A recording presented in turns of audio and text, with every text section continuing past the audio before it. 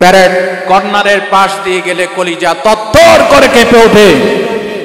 যে প্যারেড ময়দানের সাথে এই বাংলাদেশের কিংবদন্তি আলেমে দ্বীন, অগণিত অসংখ্য কোটি কোটি মুসলিমের হৃদয়ের স্পন্দন, যিনি 10 বছর পার্লামেন্টের সম্মানিত সদস্য ছিলেন, যার 10 বছরের পার্লামেন্টের জীবনে 1 টাকার দুর্নীতি কেউ বের করতে পারে নাই, সে আমাদের কলিজার টুকরো আল্লামা দেলোয়ার হোসেন সাঈদীকে ইসলাম প্রচার করার অপরাধে 13 বছর জেলখানায় অবৈধভাবে আটকে রেখে হিন্দুস্তানের প্রেসক্রিপশনে হাসপাতালে নিয়ে তাকে হত্যা করা হয়েছে। ঠিক কিনা বলো? আজকের এই স্বাধীন বাংলাদেশে ছাত্র আন্দোলনের মাধ্যমে 5ই আগস্ট বাংলাদেশ স্বাধীন হয়েছে। এই স্বাধীন ভূখণ্ডে কোরআন সুন্নাহর জমিন, সাতকানিয়ার জমিন থেকে আমি দাবি করছি, আল্লামা দেলোয়ার হোসেন সাঈদীকে কারা ইনজেকশন পুশিং করে হত্যা করেছে, তাদেরকে গ্রেফতার করে তাদেরকে ফাঁসি কাস্টে ঝুলানো হোক।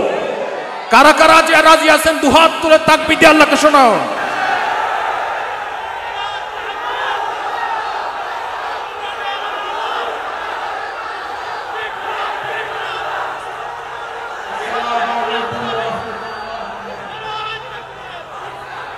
আল্লাহ কবুল করেন, বলেন আমিন।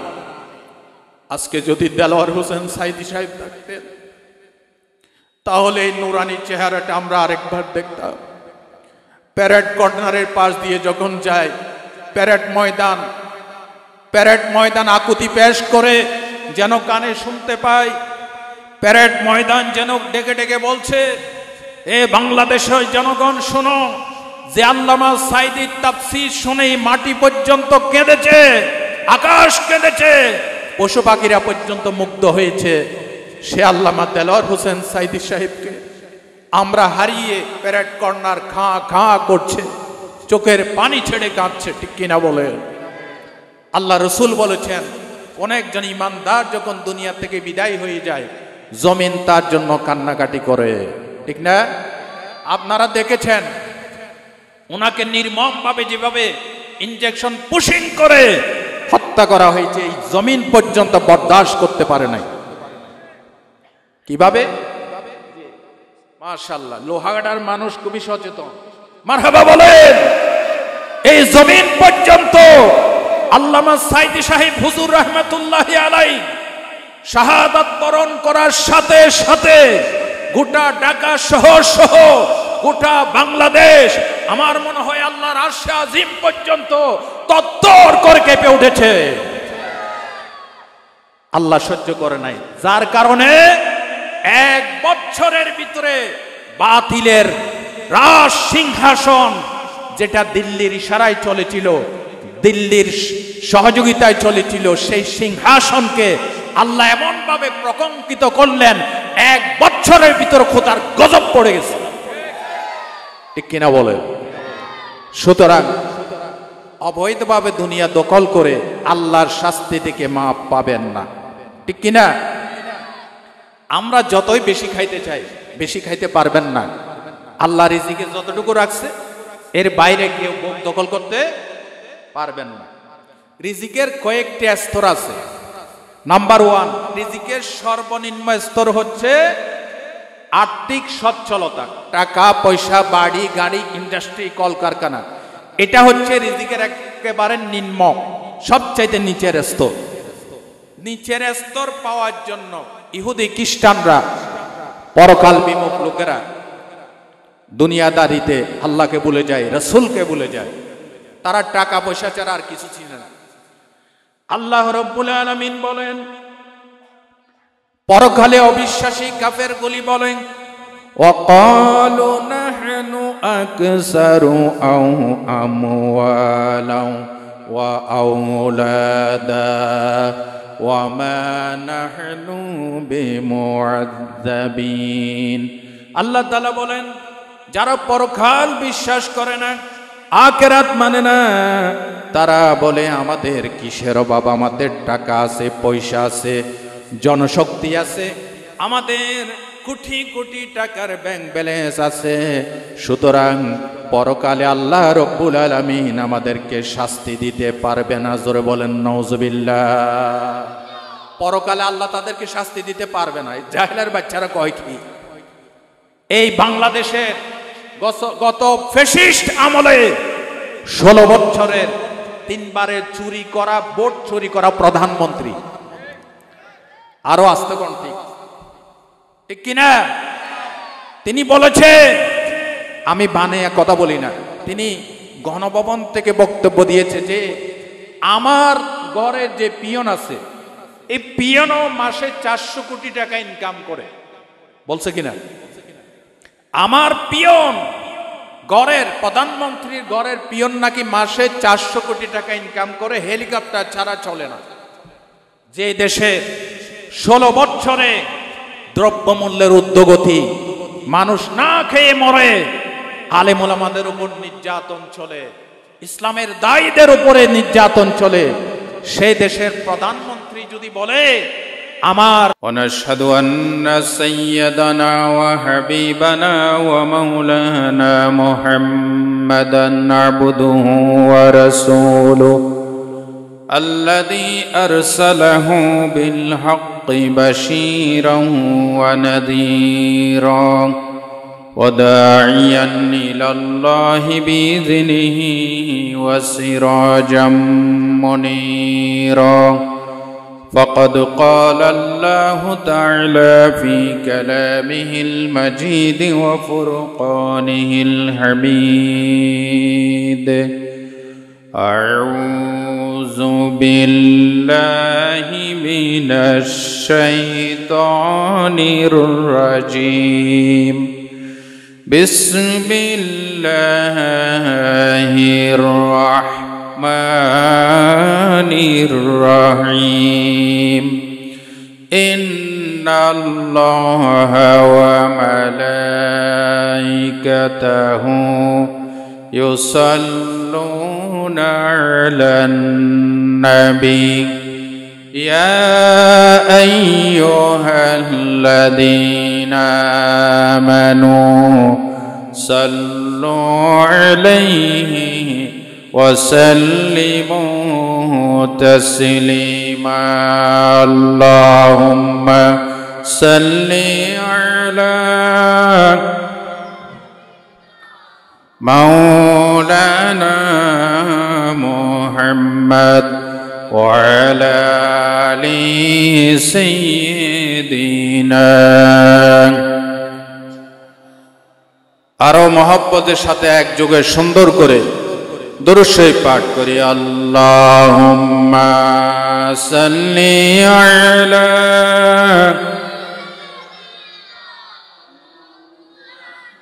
ওয়া আলা আলি সাইয়্যিদিনা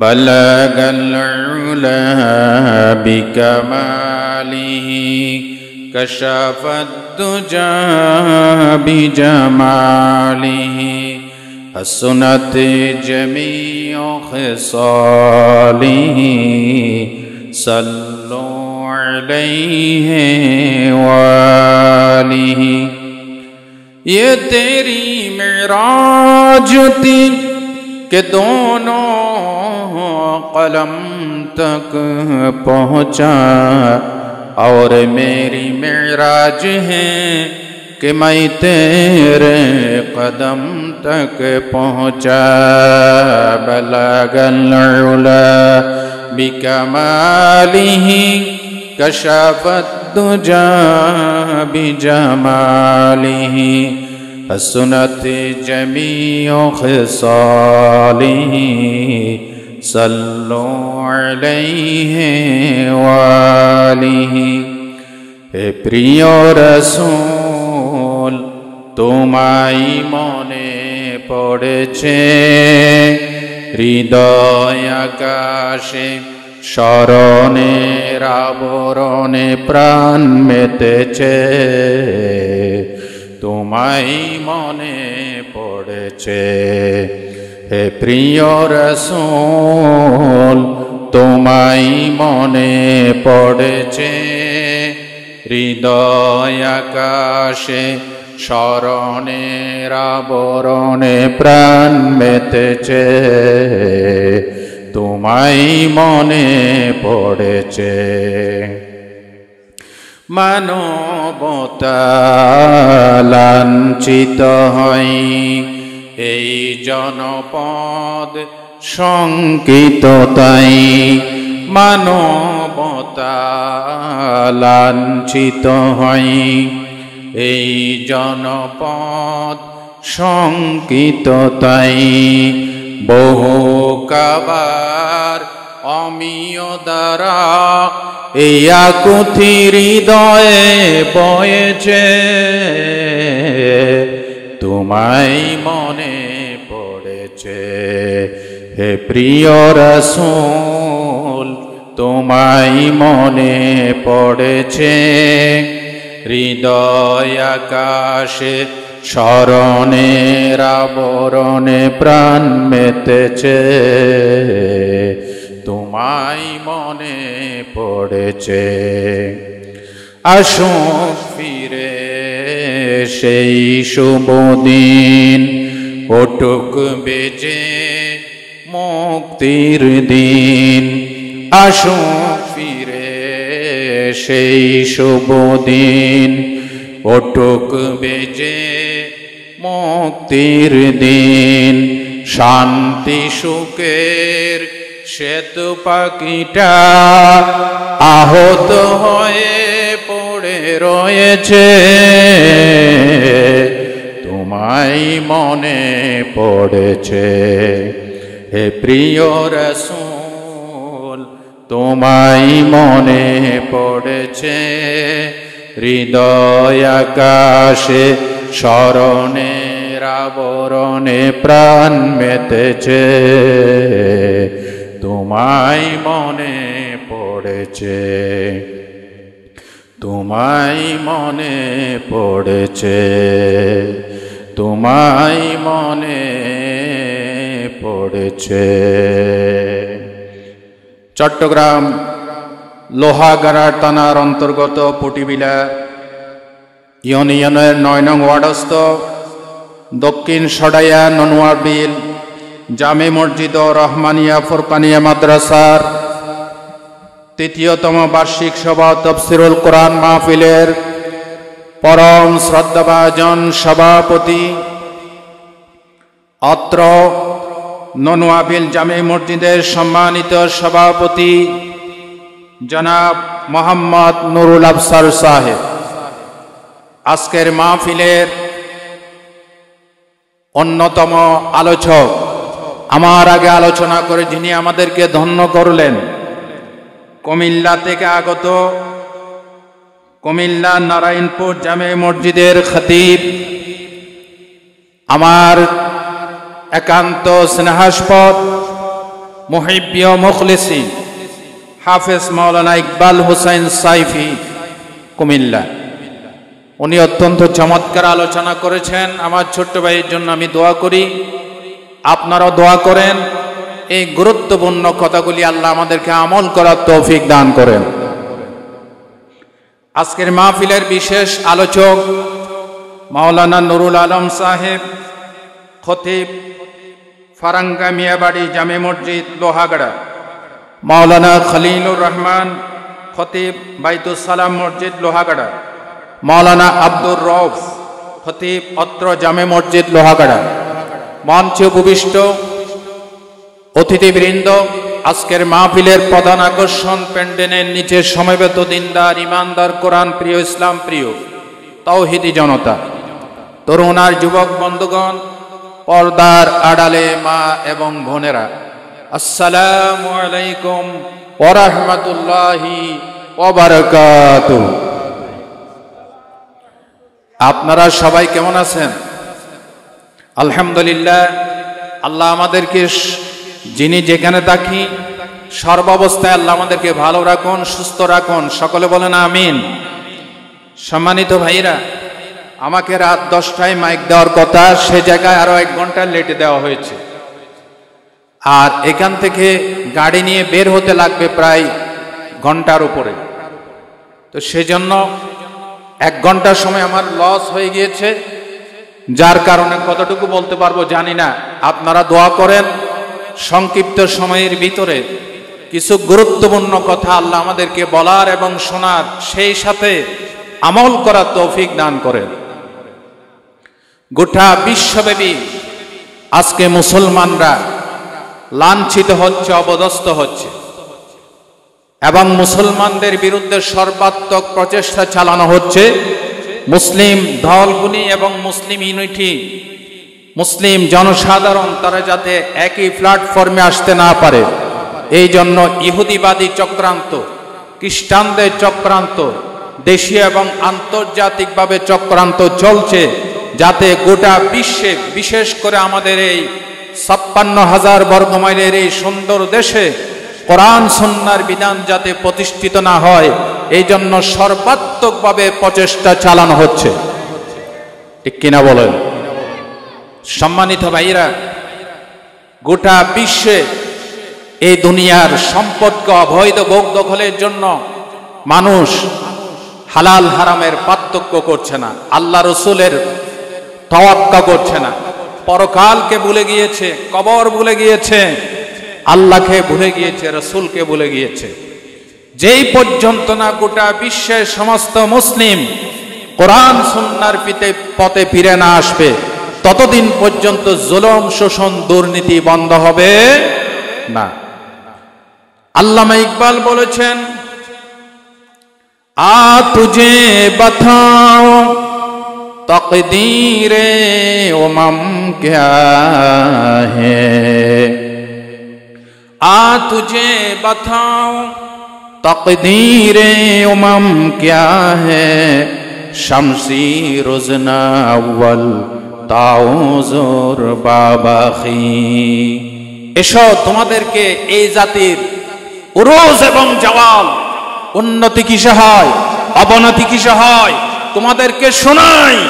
এই জাতির হাতে যতদিন পর্যন্ত এক হাতে ছিল কোরআন, আরেক হাতে ছিল তরবারি, গোটা বিশ্বব্যাপী মুসলমানদের বিজয় পতাকা পথ পথ করে উঠেছে।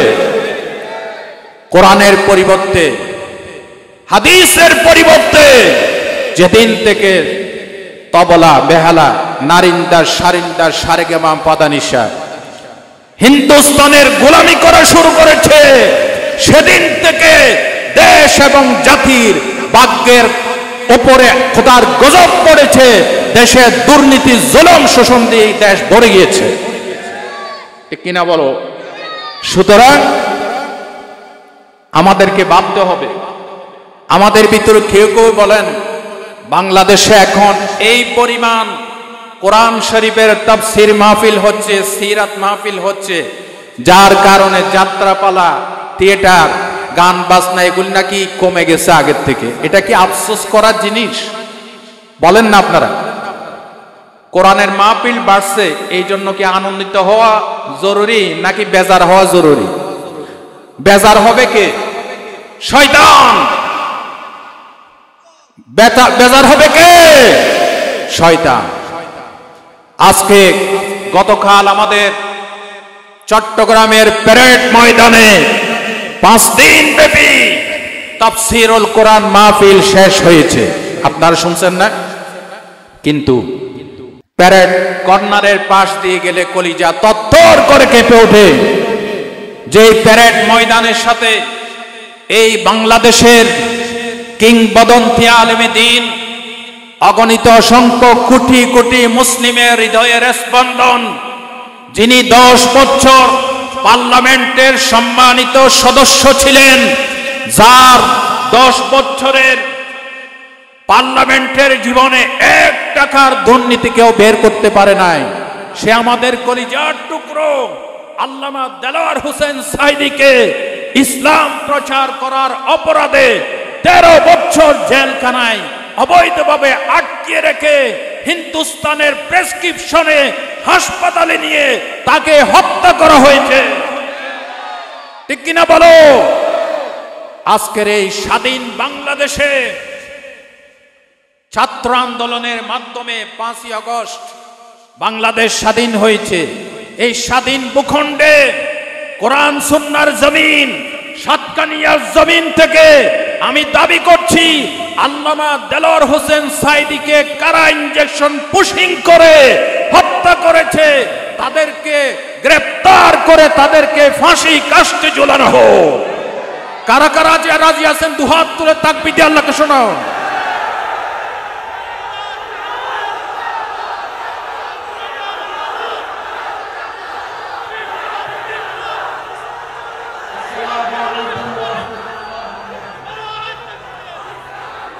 আল্লাহ কবুল করেন, বলেন আমিন। আজকে যদি দেলোয়ার হোসেন সাঈদী সাহেব থাকতেন তাহলে এই নুরানি চেহারাটা আমরা আরেকবার দেখতাম। প্যারেড কর্নারের পাশ দিয়ে যখন যায়, প্যারেড ময়দান আকুতি পেশ করে যেন কানে শুনতে পাই, প্যারেড ময়দান যেন ডেকে ডেকে বলছে, এ বাংলাদেশের জনগণ শোনো, যে আল্লামা সাঈদীর তাফসীর শুনেই মাটি পর্যন্ত কেঁদেছে, আকাশ কেঁদেছে, পশু পাখিরা পর্যন্ত মুগ্ধ হয়েছে, সে আল্লামা দেলোয়ার হোসেন সাঈদী সাহেবকে আমরা হারিয়ে প্যারেড কর্নার খাঁ খাঁ করছে, চোখের পানি ছেড়ে কাঁদছে, ঠিক কিনা বলে? আল্লাহ রসুল বলেছেন, কোন একজন ইমানদার যখন দুনিয়া থেকে বিদায় হয়ে যায়, জমিন তার জন্য কান্নাকাটি করে, ঠিক না? আপনারা দেখেছেন ওনাকে নির্মমভাবে যেভাবে ইনজেকশন পুশিং করে হত্যা করা হয়েছে, এই জমিন পর্যন্ত বরদাস্ত করতে পারে নাই। কিভাবে? মাশাআল্লাহ, লোহাগাড়ার মানুষ খুবই সচেতন, মারহাবা বলেন। এই জমিন পর্যন্ত আল্লামা সাঈদী সাহেব হুজুর রাহমাতুল্লাহি আলাইহি শাহাদাত বরণ করার সাথে সাথে গোটা ঢাকা শহর সহ গোটা বাংলাদেশ, আমার মনে হয় আল্লাহর আরশে আজিম পর্যন্ত তত্তর করে কেঁপে উঠেছে। আল্লাহ সহ্য করে নাই, যার কারণে 1 বছরের ভিতরে বাতিলের রাজ সিংহাসন, যেটা দিল্লির ইশারায় চলেছিল, দিল্লির সহযোগিতায় চলেছিল, সেই সিংহাসনকে আল্লাহ এমন ভাবে প্রকম্পিত করলেন, 1 বছরের ভিতর খোদার গজব পড়ে গেছে, ঠিক কিনা বলে? সুতরাং অবৈধভাবে দুনিয়া দখল করে আল্লাহর শাস্তি থেকে মাপ পাবেন না, ঠিক কিনা? আমরা যতই বেশি খাইতে চাই, বেশি খাইতে পারবেন না। আল্লাহ রিজিকে যতটুকু রাখছে এর বাইরে কেউ ভোগ দখল করতে পারবেন না। রিজিকের কয়েকটি স্তর আছে। নাম্বার 1, রিজিকের সর্বনিম্ন স্তর হচ্ছে আর্থিক সচ্ছলতা, টাকা পয়সা, বাড়ি গাড়ি, ইন্ডাস্ট্রি, কলকারখানা, এটা হচ্ছে রিজিকের একেবারে নিম্ন, সবচাইতে নিচের স্তর। নিচের স্তর পাওয়ার জন্য ইহুদি খ্রিস্টানরা, পরকাল বিমুখ লোকেরা দুনিয়াদারিতে আল্লাহকে ভুলে যায়, রাসূলকে ভুলে যায়, তারা টাকা পয়সা ছাড়া আর কিছু চিনে না। আল্লাহ রাব্বুল আলামিন বলেন, পরকালে অবিশ্বাসী কাফেরগুলি বলেন, ওয়াকালু নাহনু আকসারু আও আমওয়ালাও ওয়া আওলাদা ওয়া মা নাহনু বিমুআযযাবিন। আল্লাহ তাআলা বলেন, যারা পরকাল বিশ্বাস করে না, আখিরাত মানে না, তারা বলে আমাদের কিসের অভাব, আমাদের টাকা আছে, পয়সা আছে, জনশক্তি আছে, আমাদের কোটি কোটি টাকার ব্যাংক ব্যালেন্স আছে, সুতরাং পরকালে আল্লাহ রব্বুল আলামিন আমাদেরকে শাস্তি দিতে পারবে না। জোরে বলেন নাউজুবিল্লাহ। পরকালে আল্লাহ তাদেরকে শাস্তি দিতে পারবে না। জাহেলের বাচ্চারা কয় কি? এই বাংলাদেশের গত ফ্যাসিস্ট আমলে 16 বছরের 3 বারের চুরি করা, ভোট চুরি করা প্রধানমন্ত্রী, আরো আসতে কোন ঠিক কিনা? তিনি বলেছে, আমি বানিয়ে কথা বলি না, তিনি গণভবন থেকে বক্তব্য দিয়েছে যে আমার ঘরের যে পিয়ন আছে, এই পিয়নও মাসে 400 কোটি টাকা ইনকাম করে। বলছে কিনা? আমার পিয়ন গড়ের প্রধানমন্ত্রীর গড়ের পিয়ন নাকি মাসে 400 কোটি টাকা ইনকাম করে, হেলিকপ্টার ছাড়া চলে না। যে দেশে 16 বছরে দ্রব্যমূল্যের ঊর্ধ্বগতি, মানুষ না খেয়ে মরে, আলেম ওলামাদের উপর নির্যাতন চলে, ইসলামের দায়ীদের উপরে নির্যাতন চলে, সেই দেশের প্রধানমন্ত্রী যদি বলে আমার ছাড়া চলে না, জনগণ ভালো করেই বুঝে এই 400 কোটি টাকা আপনার ঘরের পিয়ন কিভাবে পাইল, ঠিক কিনা? এবং গত 15 বছর 16 বছরের ফ্যাসিস্ট আমলে, এটা আমার কথা নয়, বাংলাদেশ প্রথম আলোর রিপোর্ট, ওনারা বলেছেন গত সরকারের আমলে, অবৈধ স্বৈরাচারের আমলে 3.5 লক্ষ কোটি টাকা বাংলাদেশ থেকে পাচার হয়েছে, ঠিক কিনা? তাহলে কত টাকা পাচার করছে এবার হিসাব করেন। পদ্মা সেতু করছে, এই করছে, সেই করছে, ফ্লাইওভার করছে, এর বাবার টাকা দিয়ে করেছে, আপনার আমাদের টাকা দিয়ে করে, এরপরে প্রকল্প বলি দেখাইয়া 7, 5, 14 করে বিভিন্ন অঙ্ক দেখাইয়া নিজের পকেট ভারী করে লন্ডনে, আমেরিকা, ইউরোপে তারা বাড়ি করেছে, কোটি কোটি টাকার ব্যাংক ব্যালেন্স করেছে। সুতরাং এই বাংলাদেশের মানুষের জনগণের প্রাণের দাবি 16 বছরের ফ্যাসিস্ট অবৈধ প্রধানমন্ত্রী এবং তার দোসরদেরকে অনতিবিলম্বে পার্লামেন্ট আইন পাশ করে, যারা আমাদের আল্লামাকে হত্যা করেছে, হাজার হাজার আলেম ওলামাকে বেইজ্জত করেছে, আল্লামা মামুনুল হককে রিমান্ডে নিয়ে নির্যাতন করেছে, তাদেরকে অনতিবিলম্বে আইনের আওতায় এনে ফাঁসি কাস্টে ঝুলানো হোক। আপনারা চান কিনা? কারা কারা চান হাত তাকবীর দিয়ে আল্লাহকে দেখাই দেন। আল্লাহ কবুল করুন, বলেন আমিন। সম্মানিত ভাইরা, কাফেরেরা বলে আমাদের টাকা আছে, ব্যাংক ব্যালেন্স আছে, আল্লাহ আমাদেরকে শাস্তি দিতে পারবে না। ভাইরা আপনারা কোন আল্লাহ টাকার মুহতাজ? আল্লাহ টাকার মুহতাজ? টাকা দেখে, বাড়িঘর দেখে যদি কাউকে মাফ করতেন তাহলে ফেরাউনে মাফ পাইত, ঠিক কিনা? মাফ পাবে না। আল্লাহ রাব্বুল আলামিন বলেন, এই কাফের মুশরিকদের যখন জাহান্নামের অর্ডার হয়ে যাবে, বাম হাতে আমলনামা চলে আসবে, আল্লাহ রাব্বুল আলামিন বলেন, এই কাফেররা বলবে, ইয়া লাইতাহা কানাতিল কাদিয়া মা আগনা আন্নি মালিয়া হালাকা আন্নি সুলতানিয়া। এই কাফেররা বলবে, হায় আফসোস, দুনিয়াতে যে মরে গিয়েছিলাম, এই মৃত্যু যদি শেষ হয়ে যেত অনেক ভালো হতো। আমাদের ধন সম্পদ কোটি কোটি দুর্নীতি করে টাকা পয়সা বাড়ি গাড়ি রেখে এসেছি, আজকে টাকা পয়সাগুলি আল্লাহর শাস্তি থেকে আমাদেরকে বাঁচাইতে পারে নাই। আমাদের প্রধানমন্ত্রিত্ব, আমাদের এমপিগিরি, আমাদের দাদাগিরি আমাদেরকে আল্লাহর শাস্তি থেকে বাঁচাইতে পারেন নাই। কথা ঠিক কিনা বলেন? ভাইরা আমার, এই পৃথিবীতে যদি সবচাইতে বড় ধনী হইতে চাইতেন, সবচাইতে বড় ধনী হতে পারতেন আল্লাহর নবী। কথা ঠিক কিনা বলেন? ঠিক কিনা? ধনীকে আগে বলে, লাইসাল গেনা গেনাল আরব ওয়ালাকিন্নাল গেনা গেনান নফস। মাল সম্পত্তি চুরি করা, কোটি কোটি টাকার ব্যাংক ব্যালেন্স বানাইছে, এ কি ধনী নাকি চোর?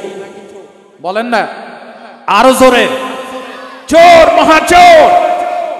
কিন্তু সবচেয়ে বড় ধনী হচ্ছে যে অন্তর থেকে ধনী হয়। আমাদের চট্টগ্রাম অনেকে বলে আল্লাহ আমাকে টাকা পয়সার ধন দেয় না, কিন্তু মনের ধন দিছে, এরকম বলে না? বলে না? আপনাদের লোহাগাড়াতে বলে না? সবচেয়ে বড় ধনী হচ্ছে অন্তরের ধনী, ঠিক কিনা? আল্লাহর নবীকে তো আল্লাহ সব দিতে চেয়েছিলেন, কিন্তু নবীজি গ্রহণ করে নাই। হযরত ওমর ফারুক রাদিয়াল্লাহু তাআলা আনহু, তিনি মুসলমান হওয়ার পর তার ঘরে দারিদ্র চলছে, দুর্ভিক্ষ চলছে, খানার দুর্ভিক্ষ। দুদিন ধরে ঘরে রান্না বান্না হয় না।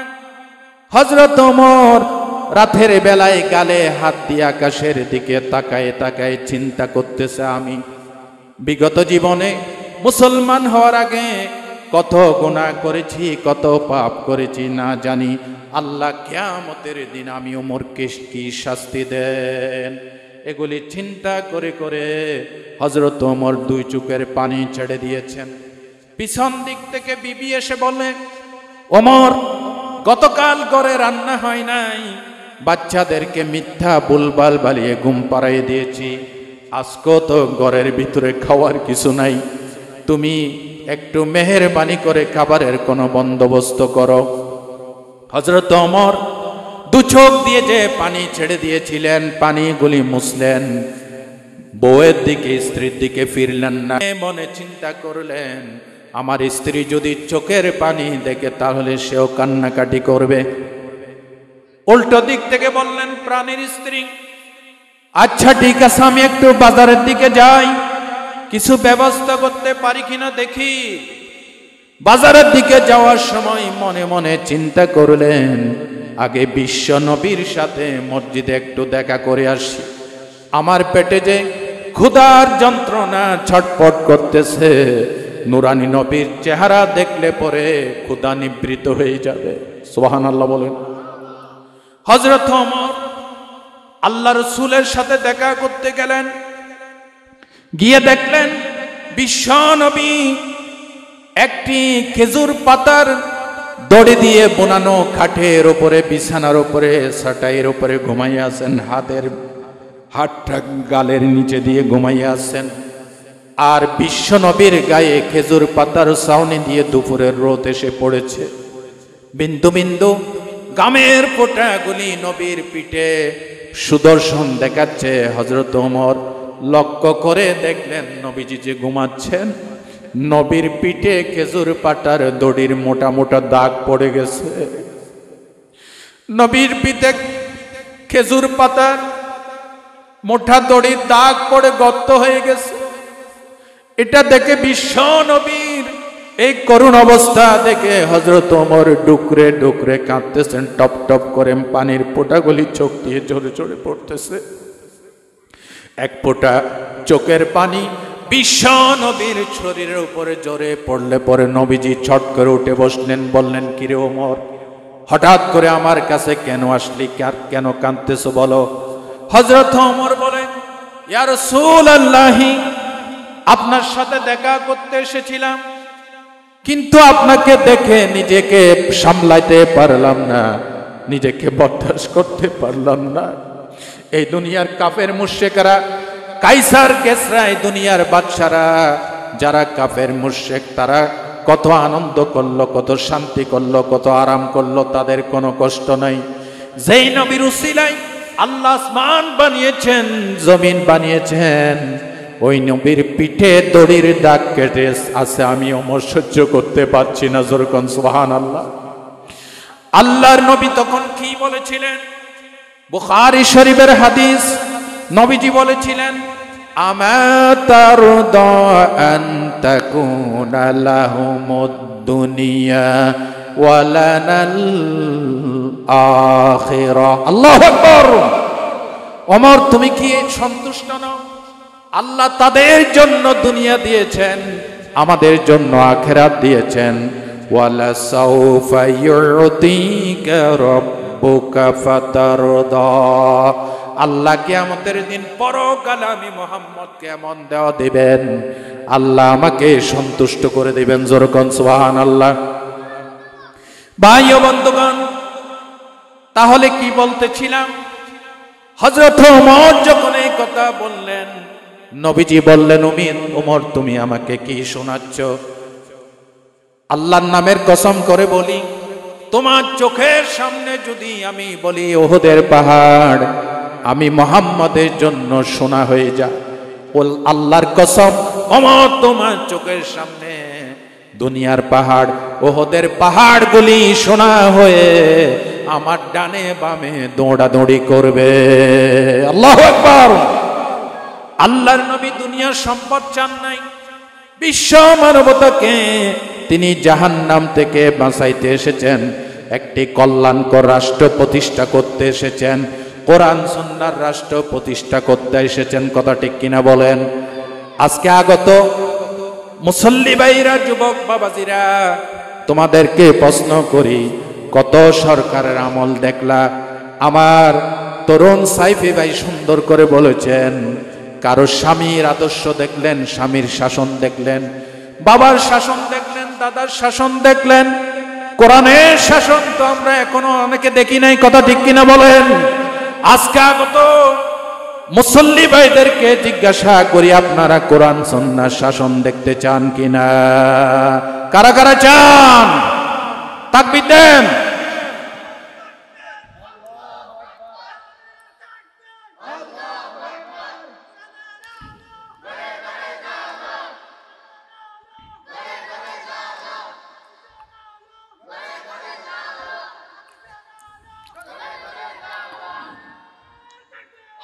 মাশাআল্লাহ। আল কোরআনের ডাক এসেছে, চলে আই সকলে মিলে, আইরে নবীন আইরে প্রবীণ, ছুটে পতাকা তলে, আইরে নবীন আইরে প্রবীণ, ছুটে পতাকা তলে। ঠিক কিনা বলেন? ভাই ও বন্ধুগণ, দুনিয়ার অবৈধ সম্পদ ভোগ দখল করে কোনো লাভ নাই। আল্লাহর নবী বলেছেন, সহিহ আল মুসলিমের হাদিস, নবীজি বলেছেন, ইন্নাহু লা ইয়াতির রাজুলুল আযীমুস সামিন লা ইয়াজিনু ইনদাল্লাহি জানাহা বাউদা। আল্লাহর নবী বলেন, কিয়ামতের দিন পৃথিবীর সবচাইতে একজন বড় কাফেরকে সবচাইতে বড় ধনীকে হাজির করা হবে। নবীজি বলেছেন, আল্লাহর কাছে তার দাম মশার ডানার, মশার পাকার সমান হবে। পৃথিবীর সবচাইতে বড় ধনী, কিন্তু ঈমান নাই, ঈমান নাই, ইসলাম নাই। যেমন আমেরিকার সাবেক president George W Bush, Bill Clinton, এখন বর্তমানেরটার নাম কি? ডোনাল্ডো ট্রাম্প নাকি ট্রাম্প? হ্যাঁ, ট্রাম্প, ডোনাল্ডো ট্রাম্প। যারা ঈমান আনে নাই, তাদের দুই পয়সা কোনো ছাতার দাম আল্লাহর কাছে। যত বড় দেশের প্রেসিডেন্ট হোক, আল্লাহর নবী বলেছেন, লা ইয়াজিনু ইনদাল্লাহি জানাহা বাউদা, আল্লাহর কাছে মশার ডানা তুল্য সমানও। আজ যে ঈমান আনছে, তার কিছুই নাই থাক না থাক, কিন্তু আল্লাহর কাছে তার দাম আছে না নাই? কি রকম দাম আছে? যেই বেলাল ইথিওপিয়া থেকে, আবিসিনিয়া থেকে নবীজির কাছে এসে মুসলমান হয়েছিলেন, বেলালের কিছুই নাই, বাড়িটাও নাই, একমাত্র একটা লুঙ্গির মালিক, আর কিছু না।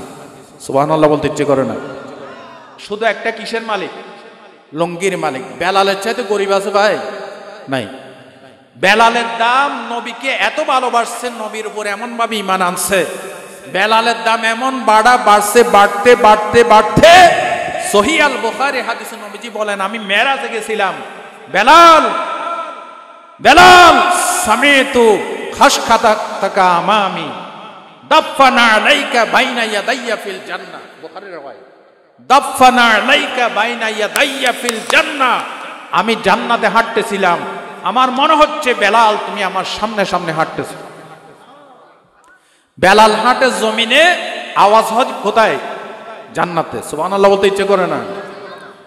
আজও সেই কোরআন আছে, হাদিস আছে, সেই ঈমান আর মানুষ নেই, সেই আবু বকর, ওমর, আলী, হায়দার, ওসমান নেই। আজও সেই কোরআন আছে, হাদিস আছে, সেই ঈমান আর মানুষ নেই। আজানের রসম আছে আগের মতোই, বেলালের সেই রূহ নেই, বেলালের সেই রূহ নেই। ঠিক না বেঠিক? আজও সেই কোরআন আছে, হাদিস আছে সেই মানার মানুষ নেই, সে আবু বকর ওমর ওসমান আলী হায়দার নেই, ঠিক কিনা?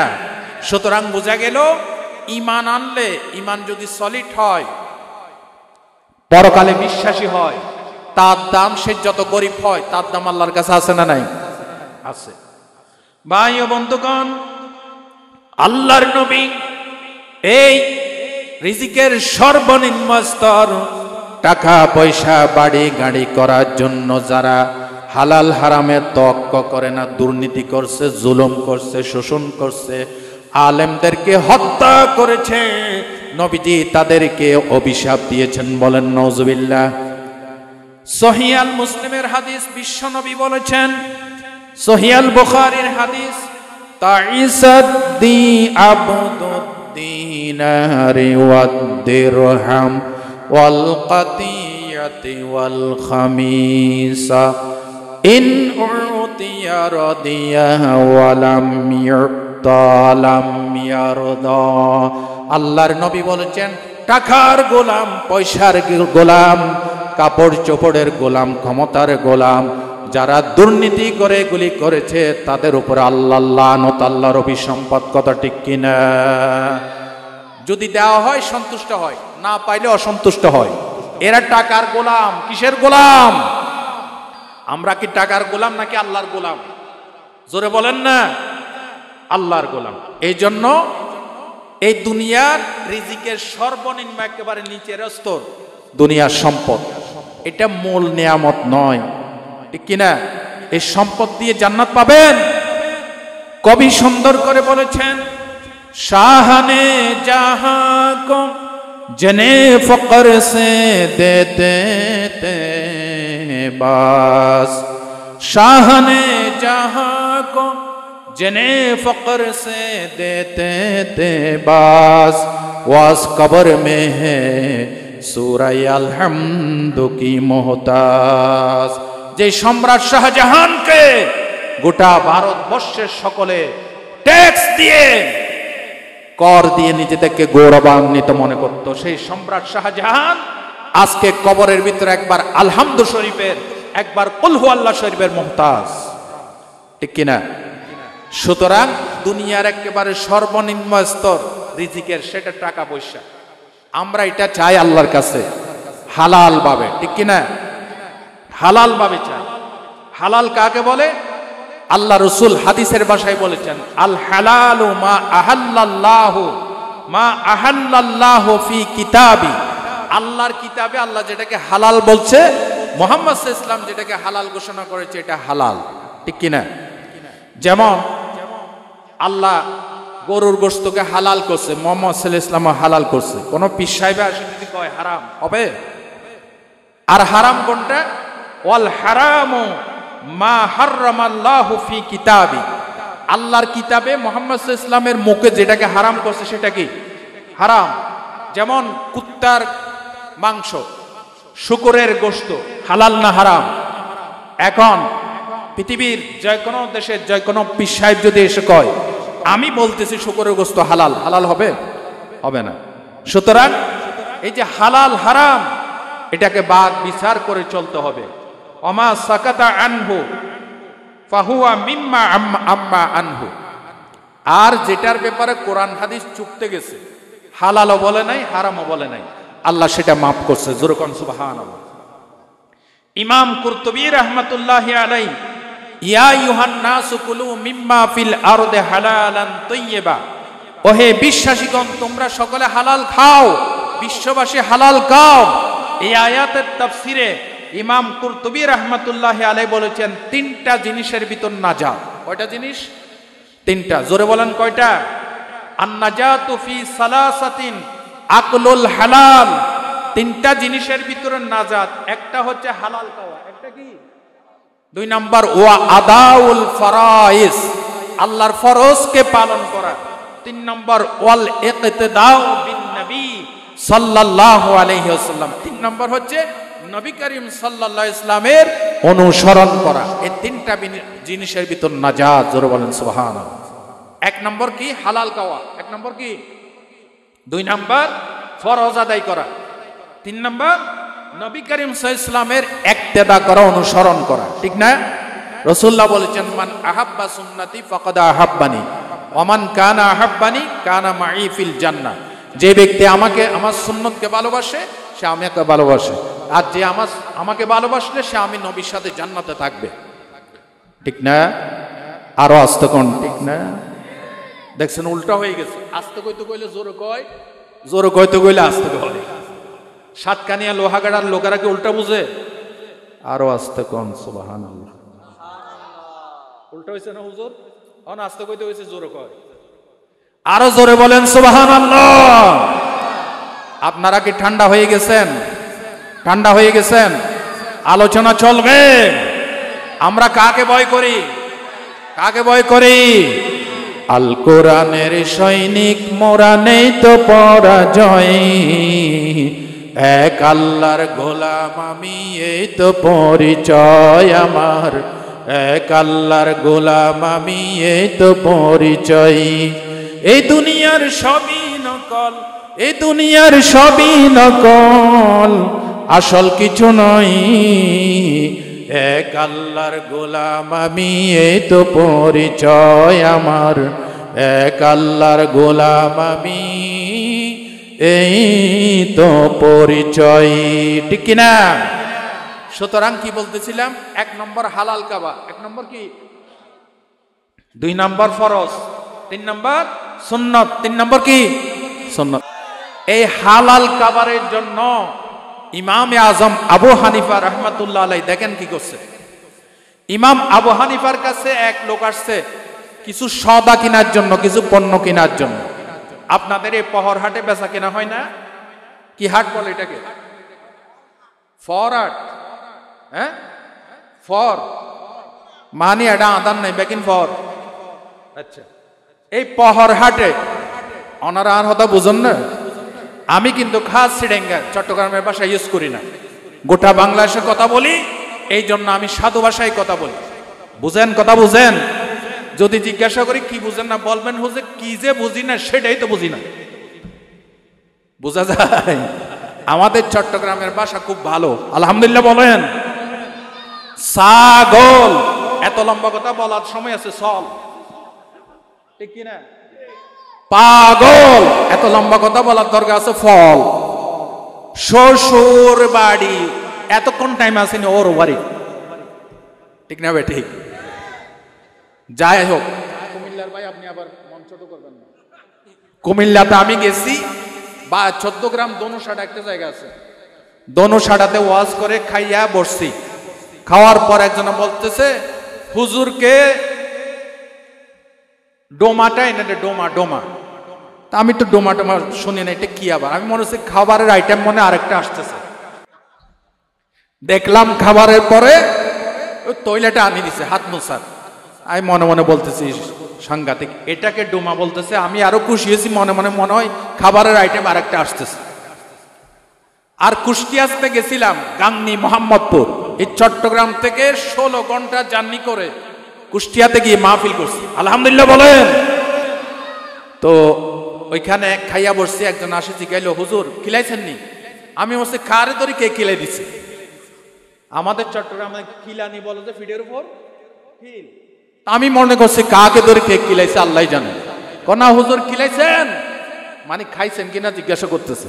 আমি বললাম হ্যাঁ খিলাইছে, আল্লাহ খিলাইলো। তো ভাইরা একটু হাসি খোরাপ দিলাম। আপনাদের ভালো লাগতেছে না খারাপ লাগতেছে? আমি আপনাদের এই লোহাগাড়ায় অনেক মাহফিল করে গেছি, আলহামদুলিল্লাহ বলেন। তবে আজকে যে আমার ছোট্ট ভাইয়েরা আমাকে দাওয়াত দিছে, আমি তো জানি না এত ভিতরে গাড়িটা আসতে পারতেছে না। মনে হয় গাড়ির তেল গ্যাস সব শেষ, গাড়ির অবস্থা খারাপ। তারপরও আসছি। আপনারা খুশি হয়েছেন না বেজার হয়েছেন? খুশি হয়েছেন না বেজার হয়েছেন? আগামীতে মাহফিল করলে পার্শ্ববর্তী কোনো হাটে, একটা মাঠে, বড় মাঠে মাহফিল করবেন ইনশাআল্লাহ বলেন। আমরা সবাই বড় মাহফিল চাই কিনা? বড় মাহফিল চাই কিনা? ইমামে আজম আবু হানিফা রহমতুল্লাহ আলাইহির দোকানে না, ইমাম বুখারী রহমতুল্লাহ আলাইহির দোকানে একজন আসছে কিছু কেনার জন্য। ইমাম বুখারী রহমতুল্লাহ আলাইহি বলেছেন আমি এই জিনিসটা তোমার কাছে বেচবো, তুমি কত দিবা? হুজুর আমি 5,000 দেরহাম দেব। দেরহাম মানে রৌপ্য মুদ্রা, দিনার মানে স্বর্ণ মুদ্রা। দিনার মানে কি? স্বর্ণ মুদ্রা। দেরহাম মানে রৌপ্য মুদ্রা। আমি 5,000 রৌপ্য মুদ্রা দেব। ইমাম আবু হানিফা তার সাথে বেচা কেনা কমপ্লিট করে নাই, লোকটা চলে গেছে। এর পরক্ষণে আরো কিছু কাস্টমার আসলো, এসে বললেন ইমাম সাহেব এই পণ্যটা আমাদের কাছে বিক্রি করে দেন, এই পণ্যটা আমরা আপনাকে 10,000 দেরহাম দেব। ইমাম বুখারী রাহমাতুল্লাহি আলাইহি বললেন এটা এক কাস্টমার 5,000 দেরহামে মুলায়ে গেছে, আমি তোমার কাছে 10,000 দেরহামে বেচতে পারবো না। সুবহানাল্লাহ বলেন।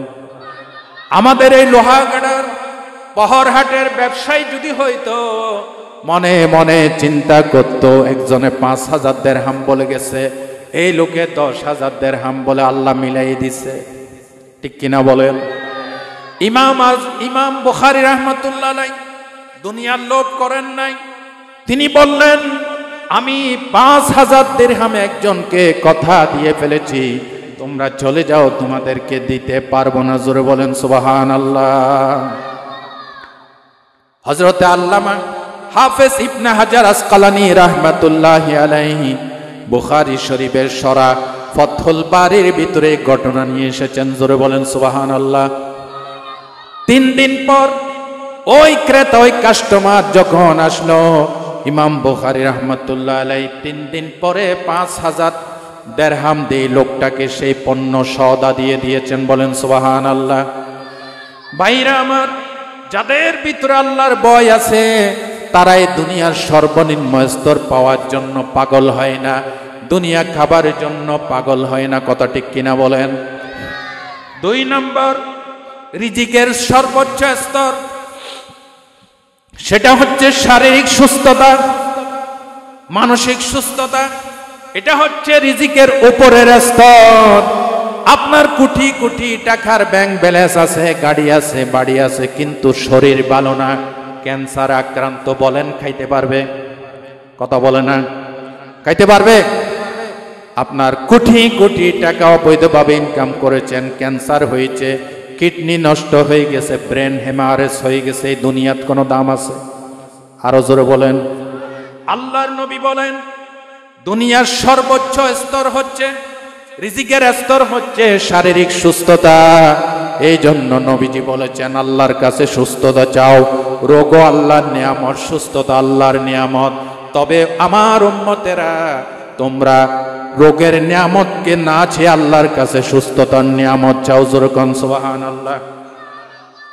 আল্লাহর নবী বলেছেন মান আসবাহা মিনকুম মুমিনান আমিনান ফি সিরবিহি ওয়া মুআফান ফি জাসাদিহি ইনদা কুতু ইয়াউমিহি ফাকান্নামা হিজাত লাহু দুনিয়া।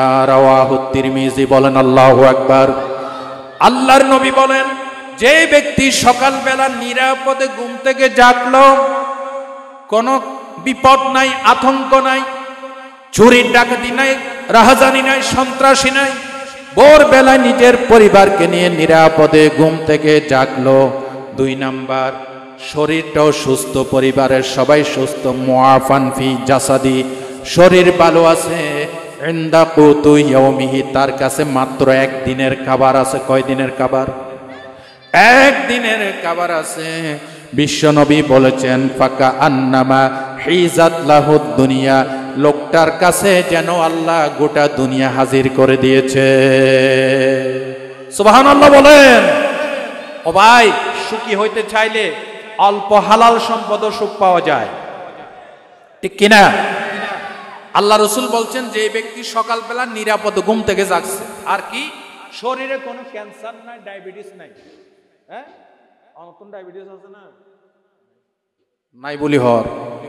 এই রে চট্টগ্রামের এই পুটিবিলার ভিতরে এই ধরনের লোকের ডায়াবেটিস নাই। টাউনে গিয়ে দেখেন 16-17 বছর বাচ্চা ছেলেদের ডায়াবেটিস 17 পয়েন্ট, 18 পয়েন্ট, ঠিক কিনা? সুস্থতা কার নিয়ামত? রাসূলুল্লাহ বলেছেন যে সুস্থ অবস্থায় সকালে ঘুম থেকে জাগলো আর তার কাছে বেশি কিছু নাই, ইনদা কুতু ইয়াউমিহি, মাত্র একদিনের খাবার আছে। গরিব মানুষ, কয় দিনের খাবার? একদিনের খাবার। রাসূলুল্লাহ বলছেন সে সেরা ধনী। মনে করো গোটা দুনিয়া আল্লাহ তোমার পায়ের সামনে হাজির করে দিয়েছে। এটা আমি বলি নাই, সুনান তিরমিজির বর্ণনা। সুস্থতা অনেক বড় নিয়ামত। আমরা বলি স্বাস্থ্যই সকল সুখের মূল। আমাদের চট্টগ্রাম টাউনে গিয়ে দেখেন কোটি কোটি টাকার মালিক এই লোহাগাড়ার বড় বড় ব্যবসায়ী। আমি মক্কা শরীফে হজ করতে গিয়েছি, দেখে এসেছি বিশাল বিশাল বোরকার দোকান।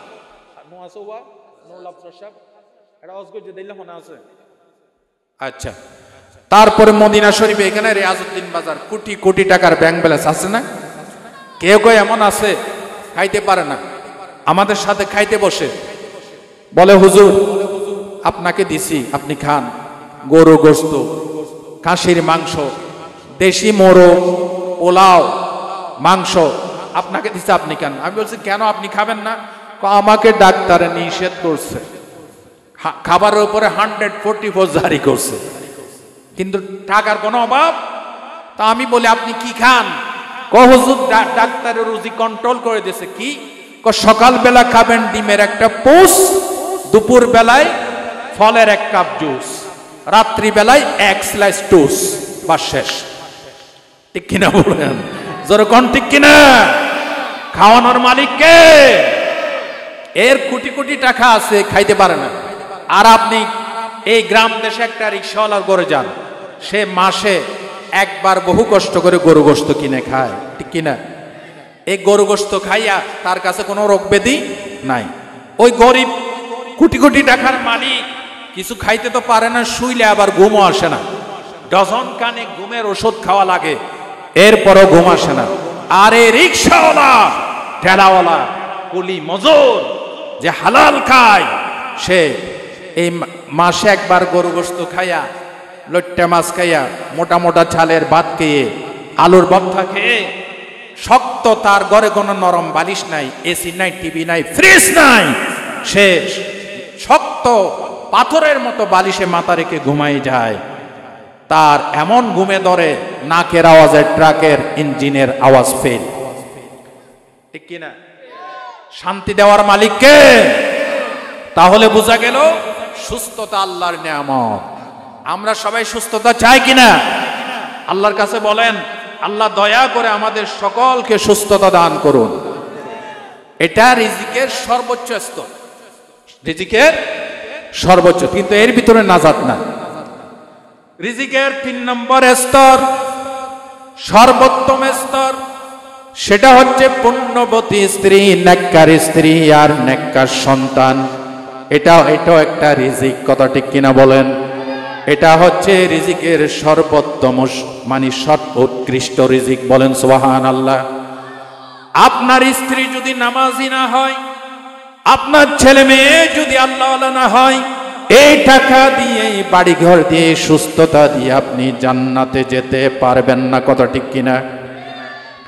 হযরতে নূহ আলাইহিস সালামের সন্তান কেনান আল্লাহ মানে নাই, পরকাল মানে নাই, নবী মানে নাই, ঈমান ইসলাম মানে নাই।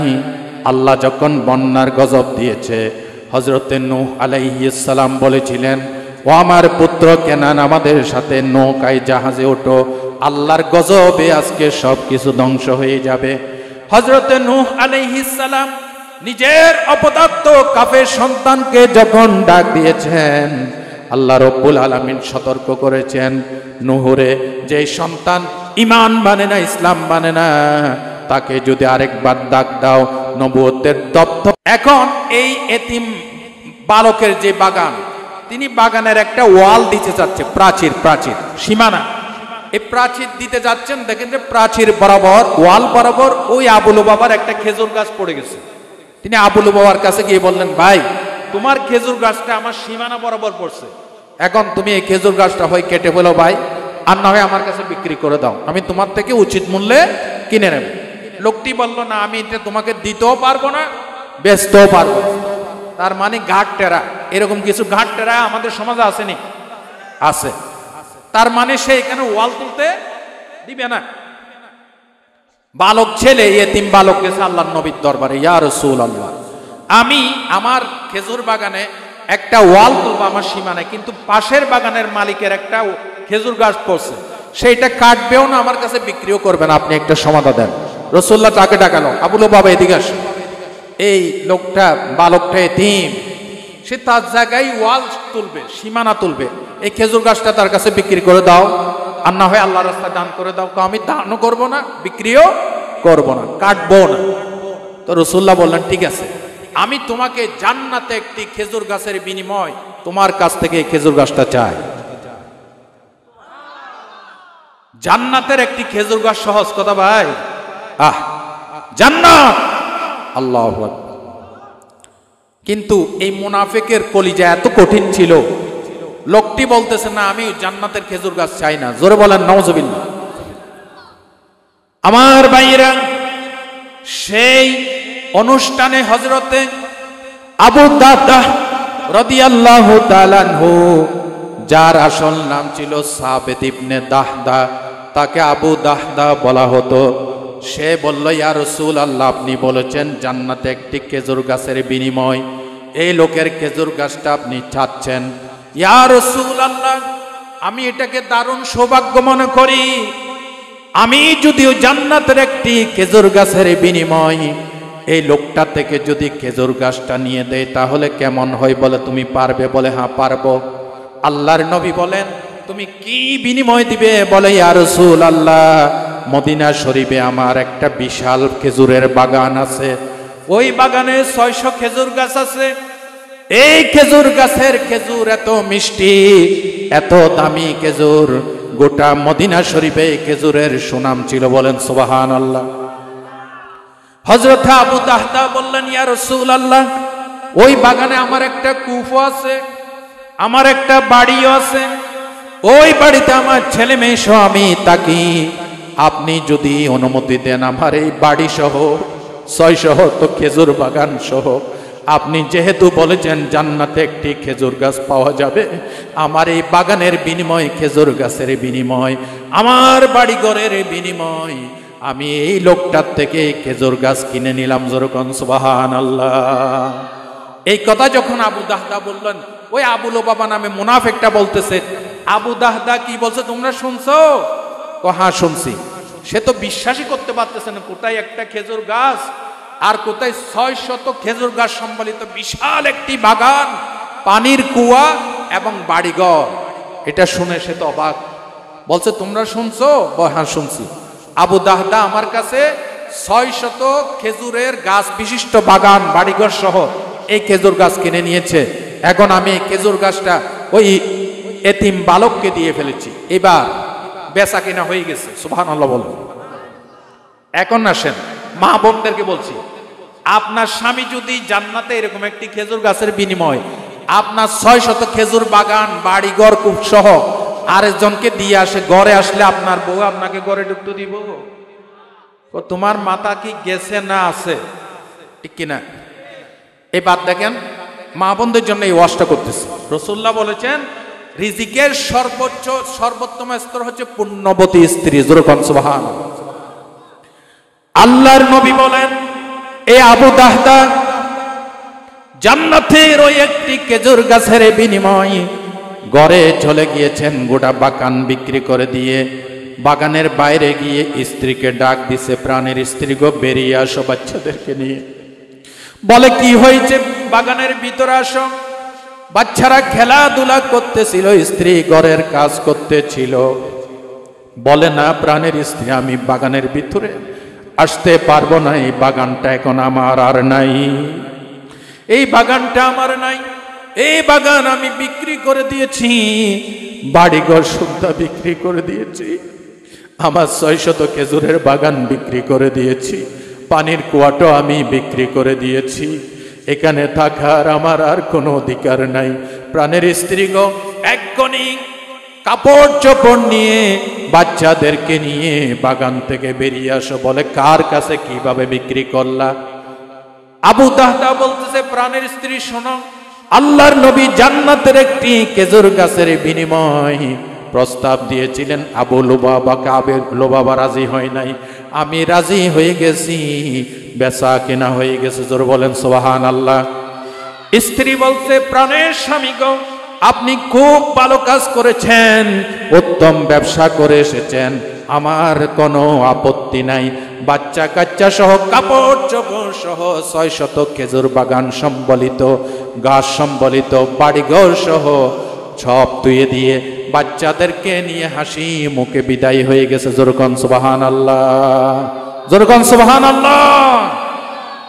স্ত্রী যদি নেককার হয়, এভাবে স্বামীকে দিনদারিতে সাহায্য করে, ঠিক কিনা বলেন? রাসূলুল্লাহ যখন ওয়াল্লাযীনা ইয়াকনিজুনা আয-যাহাবা ওয়াল ফিদ্দাতা ওয়া লা ইউনফিকুনাহা ফি সাবিলিল্লাহ ফাবাশশিরহুম বিআযাবিন আলীম, সূরা নিসার, সূরা তওবার এই আয়াতে কারিমা যখন নাজিল হয়েছে, হযরত সাওবান থেকে বর্ণিত হাদিস, সুনান তিরমিজির বর্ণনা। হযরত সাওবান সহ সাহাবীরা বললেন, আল্লাহ এই আয়াতে তিরস্কার করেছে যারা সোনা রূপা জমা করে, তাদেরকে আল্লাহ আযাবের শুভ সংবাদ দিয়েছে। ইয়া রাসূলুল্লাহ, আমরা যদি জানতে পারতাম উত্তম সম্পদ কি, এটা আমরা জমাইতাম। যেরকম সুবহানাল্লাহ। তখন রাসূলুল্লাহ বলেছিলেন, আফদালুহু লিসানুন যাকিরুন, উত্তম সম্পদের ভিতরে প্রথম হচ্ছে আল্লাহকে স্মরণকারী জিহ্বা, আল্লাহকে স্মরণকারী জিহ্বা। 2 নম্বর ওয়া কলবুন শাকিরুন, আল্লাহর শুকর আদায়কারী একটা কলব, একটি অন্তর। 3 নম্বর ওয়া যাওজাতুন মুমিনাতুন, ঈমানদার একজন স্ত্রী, তুঈনুহু আলা দীনিহি আলা ঈমানিহি, যে স্ত্রী স্বামীর দিনদারিতে, ইসলামের কাজে সহযোগিতা করে। এই 3টা বড় নিয়ামত। এই 3টা কি? বড় নিয়ামত। স্ত্রী যদি ভালো হয়, সব ভালো, বাচ্চা কাচ্চা ভালো। স্ত্রী খারাপ তো সব, কথা কয় না, ঠিক না? আমাদের চট্টগ্রামে একটা কথা বলে, গাছ গুনে গোটা, গায়ে গুনে কি, মা গুনে ঝি, ঠিক কিনা? বাবা তাকে হাটে বাজারে ব্যবসা বাণিজ্য করে, রিক্সা চালায়, প্রফেসরি করে, শিক্ষকতা করে, সন্তানের চরিত্র ভালো বানানোর দায়িত্ব কার? মা, ঠিক না? ভাই ও বন্ধুগণ, কিন্তু আমরা সন্তানদেরকে ইসলাম শিখাই না। বাই বাই টাই টাই শিখাই, গুড বাই শিখাই, গুড মর্নিং শিখাই, আল্লাহ হাফেজ শিখাইতে পারি না, ঠিক কিনা? এক ঘরের ভিতরে স্বামীও স্ত্রীকে নাম ধরে ডাকে, স্ত্রীও স্বামীকে নাম ধরে ডাকে। স্ত্রীর নাম আছিল সকিনা বেগম, স্বামীর নাম আছিল সেরাগ আলী। এখন স্বামী বলে এই সকিনা বেগম, আর স্ত্রী বলে এই সেরাগ আলী। বাচ্চা একটা আছে তাদের 2-2.5 বছরে। এগুলি শুনতে শুনতে শুনতে শুনতে বাচ্চার মুখস্থ হয়ে গেছে। বাচ্চাদের একটা অভ্যাস দেখে, বাচ্চা যা শুনে তাই মুখস্থ করে, ঠিক না?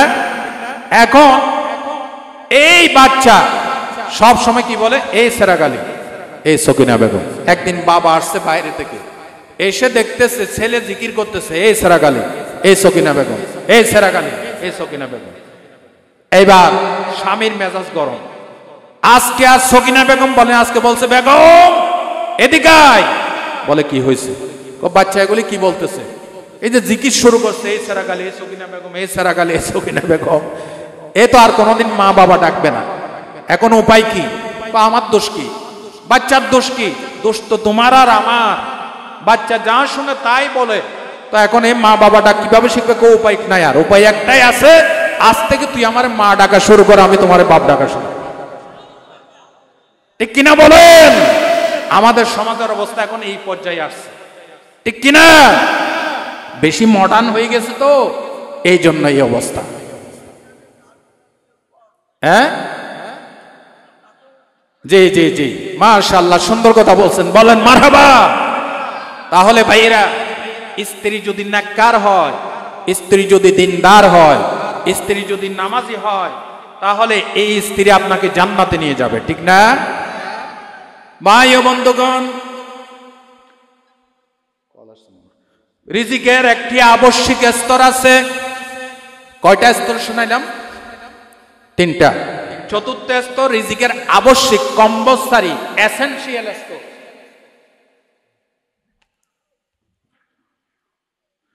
রিজিকের এসেনশিয়াল স্তর, কম্পালসারি স্তর, সেটা হচ্ছে ঈমান। সবচেয়ে বড় রিজিক, ঠিক না? সবচেয়ে বড় রিজিক কি? আচ্ছা, আগে যে 3টা বলে আসছি, আপনার সুস্থতাও ভালো আছে, হ্যাঁ, আপনার বাড়ি গাড়ি সব ঠিক আছে, আপনার স্ত্রীও ভালো, আপনার স্বাস্থ্য ভালো, বাড়ি গাড়িও আছে, কিন্তু ঈমান নাই, জান্নাতে যাইবো? জোরে বলেন, জান্নাতে যাইবো?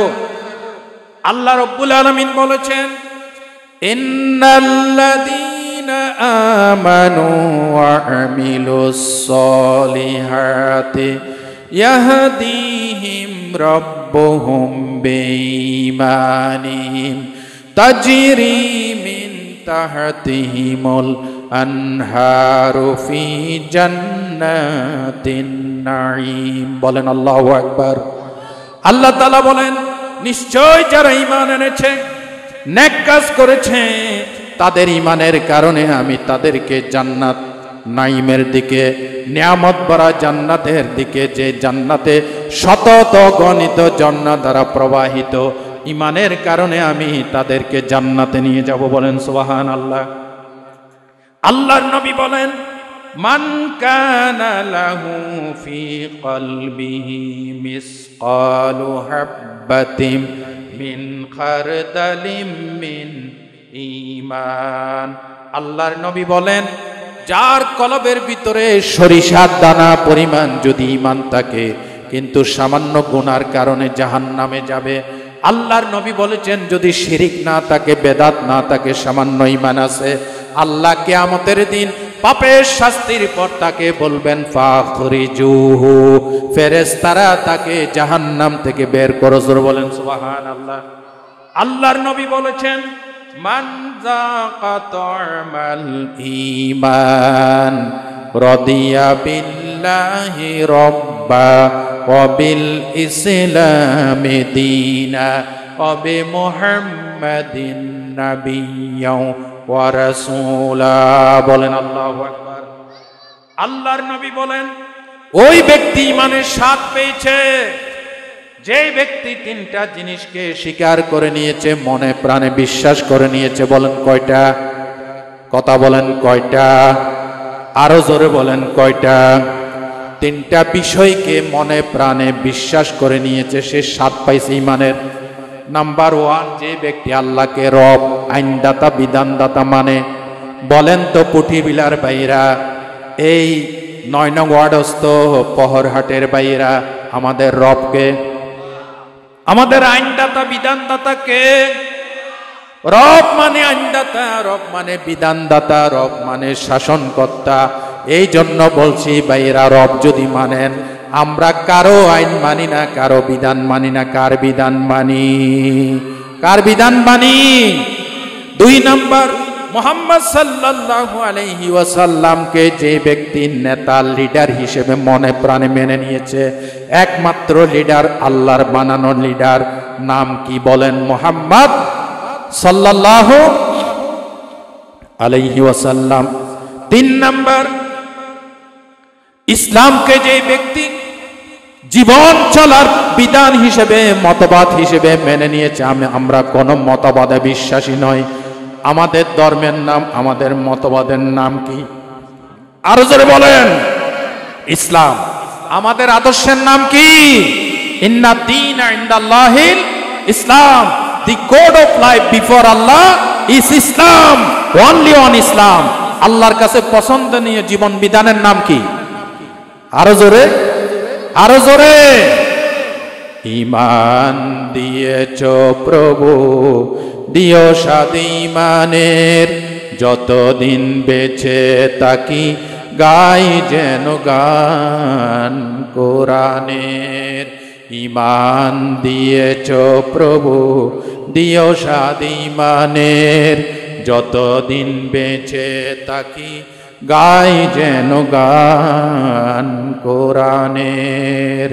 রাসূলের পথে তাকি যেন আমরণ, দিনের পথেই হয় যেন মরণ।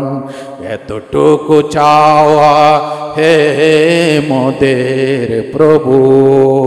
মারহাবা বলেন। আমরা ঈমানের পথে থাকতে চাই কিনা?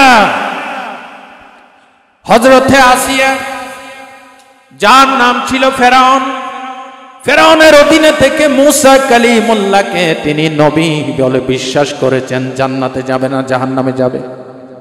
ওরে পহরহাটের লোকেরা জানে না হযরত আসিয়া যাইব কই? ফেরাউন যাইব কই? জাহান্নামে। ফেরাউনের স্ত্রী আসিয়া ঈমান আনছিল মুসা আলাইহিস সালামের উপরে। ফেরাউনকে রব মানে নাই, রব মানছে কাকে? আল্লাহকে রব মানছে। এই ঘটনা যখন প্রকাশ হয়ে গেছে হযরত আসিয়ার ঈমানের কথা, তখন ফেরাউন বলেছিল, আসিয়া তুমি আমাকে রব মানো না? ও তোমাকে রব মানবো কিভাবে? তুমি নিজের বডিটা দেখছো? তার মানে তোমার নাকটা একটু আয়নায় দেখছো? ফেরাউনের নাকটা ছিল একেবারে মোটা। যে খুদায় নিজের নাকটা সাইজ করে বানাইতে পারে না, কি কোন সাতার খোদা? ঠিক কিনা? এটা যখন বলছে, আসিয়া বলতেছে, ও বুঝছি তুমি আমাকে রব মানবা না? না মানি না। 3 দিনের সময় আমি তোমাকে দিলাম, 3 দিনের ভিতর যদি ঈমান পরিত্যাগ না করস তোর কঠিন শাস্তি হবে। হযরত আসিয়া বললেন, 3 দিনের নয়, 3 সেকেন্ডের সময়, 3 মিনিটের সময় চাই না। ফেরাউন বলতেছে, কে কোথায় আছিস? আসিয়াকে দড়ি দিয়ে রশি দিয়ে বেঁধে এখানে নিয়ে আয়। কিতাবে এসেছে হযরত আসিয়ার হাত পা বেঁধে টানতে টানতে নিয়ে আসছে আল্লাহর বান্দি হযরত আসিয়াকে। আসিয়ার বাড়ি নাই, গাড়ি নাই, আজকে স্বামী হারা হয়ে যাচ্ছে, কিন্তু ঈমান আছে। সুবহানাল্লাহ বলেন। হযরত আসিয়া হাত পা বেঁধে যখন তাকে গরম তেলগুলি ডেগের ভিতরে দিয়ে আগুনের উপর দিয়ে টকবক টকবক করতেছে, ডেগের ভিতরে হযরত আসিয়াকে হাত পা বেঁধে ফেলে দিবে। হযরত আসিয়া এই ডেগের কাছে যখন এনেছে, হযরত আসিয়া মুস্কি মুস্কি হাসতেছে। ফেরাউন বলতেছে, আসিয়া এক্ষুনি মারা যাবে, মস্তিষ্কের ভারসাম্য হারিয়ে ফেলেছে, পাগল হয়ে গেছে। আসিয়া হাসতেছে, বলেন নাউজুবিল্লাহ। আপনারা বলেন তো বাইরা, লোহাগাড়ার বাইরা আসিয়া পাগল না ফেরাউন পাগল? কিতাব এসেছে হযরত আসিয়া যখন গরম তেলে নিক্ষিপ্ত হয়ে যাবে, হযরত আসিয়া আল্লাহর কাছে বলেছিলেন, আল্লাহ আমি তোমার বান্দি, কোনো অপরাধ করি নাই, একমাত্র তোমার উপর ঈমান আনার কারণে ফেরাউনের এই বিশাল বাড়িতে রাজপ্রাসাদে আমার জায়গা হচ্ছে না। আল্লাহ আমি তোমার কাছে কিচ্ছু চাই না, যে আল্লাহর জন্য জীবন দিতে যাচ্ছি ওই জান্নাত যদি তুমি আমাকে দাও, আমি শুধু জান্নাত চাই না, ওই জান্নাত দিও যে জান্নাতের ভিতরে মাবুদ তোমাকে দেখা যাবে। আল্লাহ রাব্বুল আলামিন হযরত আসিয়ার কথাটা সূরা তাহরিমে তুলে ধরেছেন। হযরত আসিয়া বললেন, ক্বালাত রাব্বি বিনি লি ইনদাকা বাইতান ফিল জান্নাহ ওয়া নাজ্জিনি মিন ফিরআউনা ওয়া আমালিহি ওয়া নাজ্জিনি মিনাল কওমিজ যালিমিন। আয় আল্লাহ তাআলা, জান্নাতে তোমার কাছে একটা ঘর বানাও, ওই ঘর যে জান্নাত তোমার কাছাকাছি, যে ঘরটা তোমার কাছাকাছি মাবুদ তোমাকে যেন দেখতে পায়। আল্লাহ রাব্বুল আলামিন ফেরেশতাদেরকে ডাক দিয়ে বললেন, ফেরেশতারা আমার বান্দি আমার জন্য জীবন দিতে যাচ্ছে, আমার কাছে কিচ্ছু চাই নাই, জান্নাতের একটা রুম চেয়েছে আমার কাছে, এটা আমার কাছে কিছু নয়। ও ফেরেশতারা, আসিয়ার জন্য আমি জান্নাতের ভিতরে যে রুমটা বরাদ্দ করে ফেলেছি, আমার বান্দির রূহ বেরিয়ে যাওয়ার আগে, গরম তেলে ফেলার আগে আগে আসিয়ার চোখের সামনে জান্নাতের রুমটা তুলে দাও। হযরত আসিয়া জান্নাতের ওই রুমের দিকে তাকিয়ে তাকিয়ে হাসতে হাসতে কোন ফাঁকে গরম তেলে ফেলে দিছে, কোন ফাঁকে রূহটা বেরিয়ে গেছে, হযরত আসিয়া টের পায় নাই।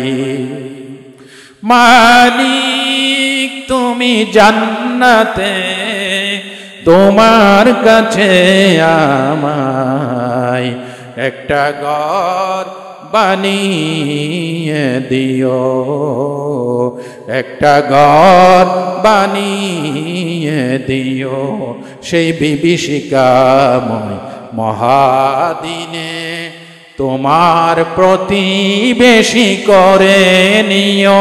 মালিক তুমি জান্নাতে, তোমার কাছে আমার একটা ঘর বানিয়ে দিও। আমিন বলেন। আমরা যদি জান্নাতের ওই একটি ঘর চাই, ঈমান, শক্ত ঈমান লাগবে। পারবো তো ইনশাআল্লাহ? দুনিয়ার কোনো কিছুর বিনিময়ে আমাদের ঈমান কিনতে পারবে না ইনশাআল্লাহ। বাড়ি হারাবো, গাড়ি হারাবো, ক্ষমতা হারাবো, জীবন বিলিয়ে দেব, ঈমান বিসর্জন দেব না ইনশাআল্লাহ বলেন। রিজিকের 4টা স্তর বলেছি। রিজিকের 5ম স্তর সর্বশেষ এবং এটাই চূড়ান্ত স্তর, পরিপূর্ণ স্তর, সেটা হচ্ছে আল্লাহর রেজামন্দি, আল্লাহর সন্তুষ্টি। সুবহানাল্লাহ বলেন। আপনি ঈমানও পাইছেন, বাড়িও ঠিক আছে, গাড়িও ঠিক আছে, সব হালাল, সব ঠিক, কিন্তু আল্লাহ আপনার উপর খুশি হয় নাই, লাইফ শেষ, সবকিছু শেষ।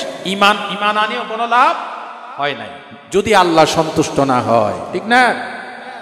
আল্লাহ রাব্বুল আলামিন কোরআন শরীফের ভিতরে বলেছেন, ওয়া'দাল্লাহুল মুমিনিনা ওয়াল মুমিনাত জান্নাতিন তাজরি মিন তাহতিহাল আনহার খালিদিনা ফিহা ওয়া মাসাকিনা তাইয়্যিবাতান ফি জান্নাতি আদন ওয়া রিদওয়ানুম মিনাল্লাহি আকবার। জোরে বলেন আল্লাহু আকবার। আল্লাহ তাআলা ওয়াদা করেছেন মুমিন বান্দা বান্দি তাদেরকে আল্লাহ জান্নাত দিবেন, জান্নাতে আদন দেবেন এবং বসবাসের জন্য পবিত্র জায়গা দিবেন। জান্নাতের এত নিয়ামতের ভিতরে সবচেয়ে শ্রেষ্ঠ আল্লাহ বলছেন ওয়া রিদওয়ানুম মিনাল্লাহি আকবার। আল্লাহর রিদওয়ান, আল্লাহর দিদার, আল্লাহর সন্তুষ্টি জান্নাতের ভিতরে সবচাইতে শ্রেষ্ঠ। কথা ঠিক কিনা বলেন? এই জন্য বড় পীর আব্দুল কাদের জিলানী রাহমাতুল্লাহ আলাইহি তিনি মুনাজাত করতে গিয়ে বলেছিলেন, আয় আল্লাহ, তুমি যদি দয়া করে আমি মহিউদ্দিনকে যদি জাহান্নাম দাও, আর ওই জাহান্নামে গিয়ে যদি মাঝে মধ্যে জিজ্ঞাসা করো মহিউদ্দিন কেমন আছো, ওই জাহান্নাম আমার জন্য জান্নাত হয়ে যাবে। আর যদি জান্নাত দিয়ে দাও, ওই জান্নাতে যদি তোমার সন্তুষ্টি না পাই, তোমার রেজামন্দি না পাই, তোমাকে না পাই, ওই জান্নাত আমি মহিউদ্দিনের জন্য জাহান্নাম হয়ে যাবে। আল্লাহু আকবার বলেন। জান্নাতে আল্লাহ দিদার সন্তুষ্টি, এটা রিজিকের একেবারে পরিপূর্ণ স্তর। জোরকান সুবহানাল্লাহ, জোরকান সুবহানাল্লাহ। প্রত্যেক জুমাবার, বলেন কি বার? প্রত্যেক জুমাবার আল্লাহ জান্নাতীদের জন্য একটা বাজার বসাইবেন, বাজার। জোরকান সুবহানাল্লাহ। রাসূলুল্লাহ বলেছেন ইন্না ফিল জান্নাতি লা সুকান ইয়াউমাল জুমআ। প্রত্যেক জুমাবারে জান্নাতীদের জন্য একটা বাজার বসবে। ওই বাজারে আমাদের এই পহরহাটের মতো বাঁধাকপি, ফুলকপি, আলু, পেঁয়াজ, টমেটো এগুলি বিক্রি হবে না।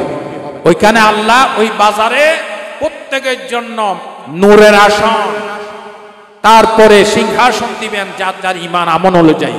সবাইকে বসাবেন, আল্লাহ নিজে দাওয়াত খাওয়াবেন। জুমার দিন, এবারে জুমাবারে আল্লাহ দাওয়াত দিবেন এবং আল্লাহ প্রত্যেকের নাম ধরে ধরে কথা বলবেন। প্রত্যেক জান্নাতীকে থেকে কাছে ডেকে ডেকে আল্লাহ দিদার দিবেন, কথা বলবেন। অতঃপর আল্লাহ রাব্বুল ইজ্জত ওয়াল জালাল প্রত্যেক জান্নাতীকে যাওয়ার সময় প্রেজেন্টেশন দিবেন, হাদিয়া দিবেন, গিফট দিবেন। আমি কি বলবো আপনাদেরকে, আল্লাহ তাআলা জান্নাতীদেরকে জুমাবারে দিদার দেওয়ার পর যে গিফট দিবেন, হাদিয়া দিবেন, উপহার দিবেন, গোটা বাংলাদেশের সব ট্রাক যদি একসাথে করেন, একজন জান্নাতীর এত গিফট নেওয়ার জায়গা হবে না। সেরকম সুবহানাল্লাহ হয় নাই। আরো জোরে। এত কিছু নিয়ামতের ভিতরে সবচেয়ে বড় নিয়ামত আল্লাহর দিদার। আল্লাহর কি? আল্লাহ তাআলা বলেছেন ফালা তা'লামু নাফসুন মা উখফিয়া লাহুম মিন কুররাতি আইন জাযাআম বিমা কানু ইয়ামালুন। জান্নাতীদের জন্য আমি নয়নাভিরাম, চক্ষু শীতলকারী কত নিয়ামত রেখেছি, কোন অন্তঃকরণ কল্পনা করতে পারে নাই। সুবহানাল্লাহ বলেন। রাসূলুল্লাহ বলেছেন মালা আইনুন রাআত ওয়ালা উযুনুন সামিআত ওয়ালা খাতারা আলা কলবি বাশার। এমন এমন নিয়ামত রেখেছি জান্নাতের ভিতরে কোন কান কোনদিন এই নিয়ামতের কথা শুনে নাই, কোন চোখ দেখে নাই, কোন অন্তঃকরণ কল্পনাও করতে পারে নাই। সুবহানাল্লাহ। ওই সব নিয়ামতের ভিতরে শ্রেষ্ঠ নিয়ামত আল্লাহর দিদার। কার দিদার? আমরা আল্লাহর দিদার চাই কিনা? আল্লাহর দিদার চাই কিনা? আল্লাহর দিদার চাইলে ঈমান এবং শিরিক মুক্ত জীবন, ঈমান এবং শিরিক মুক্ত জীবন। কি ভাই কোরআন শরীফে আছে না? কোন সূরায় আছে? সূরা কাহাফ। আল্লাহ তাআলা বলেন, ফামান কানা ইয়ারজু লিকা রাব্বি ফালিয়ামাল আমালান সলিহা ওয়ালা ইউশরিক বিইবাদাতি রাব্বিহি আহাদা। রব্বুল আলামিন বলেন, তোমাদের ভিতরে যেই বা যারা আমার সাক্ষাৎ চাও, আমার দিদার চাও, দুইটা কাজ করতে হবে। এক নম্বরে আমার ইবাদত, আমার গোলামি, আমার ইবাদতের সাথে কাউকে শিরিক করিও না। জোরে বলেন সুবহানাল্লাহ। পহরহাটের বাইরা, লোহাগাড়ার বাইরা, আপনাদের প্রতি শেষ অনুরোধ, এই টাকা পয়সা, বাড়ি গাড়ি, ক্ষমতা, ইন্ডাস্ট্রি যদি আল্লাহর জন্য, পরকালের জন্য না হয়, তাহলে এগুলি জাহান্নামে নিয়ে যাবে। এই জন্য আসুন স্বচ্ছ জীবন গড়ি, কোরআন সুন্নাহর ভিত্তিতে জীবন গড়ি। আগামীতে আসলে আপনাদেরকে একটু যদি ভালো জায়গায় মাহফিল করেন, তাহলে আরেকটি সাবজেক্টে বয়ান করে শোনাবো। বলেন ইনশাআল্লাহ। জোরে বলেন ইনশাআল্লাহ। আজকে আর নয়, আমি আরো আগে ছেড়ে দিতে চেয়েছিলাম, আমাকে অনুরোধ করা হয়েছে 12টা 30 পর্যন্ত, প্রায় 12টা 30-এর কাছাকাছি, 10 মিনিট মোনাজাতে যাবে। এই জন্য আমি আর লম্বা চড়া করছি না। এতগুলি ওয়াজ করার কোনো ইচ্ছা আমার ছিল না, আপনাদের আগ্রহ দেখে ওয়াজ করলাম। আর না আমি যে রিস্কের উপরে এসেছি, এতগুলি ওয়াজ করতাম না। আপনারা খুশি হয়েছেন তো? ইনশাআল্লাহ খুশি হয়েছেন? জোরে বলেন আলহামদুলিল্লাহ। অনেকে আমার ভিজিটিং কার্ড চেয়েছেন, যারা ভিজিটিং কার্ড নিতে চান আপনারা ভিজিটিং কার্ড নিতে পারবেন। মোনাজাতের পরে মঞ্চে থেকে ভিজিটিং কার্ড নিতে পারবেন। এখন সভাপতি সাহেব ওনার বক্তব্য দিবেন সংক্ষিপ্ত আকারে 2-1 মিনিটে, এরপরে মোনাজাত হবে ইনশাআল্লাহ।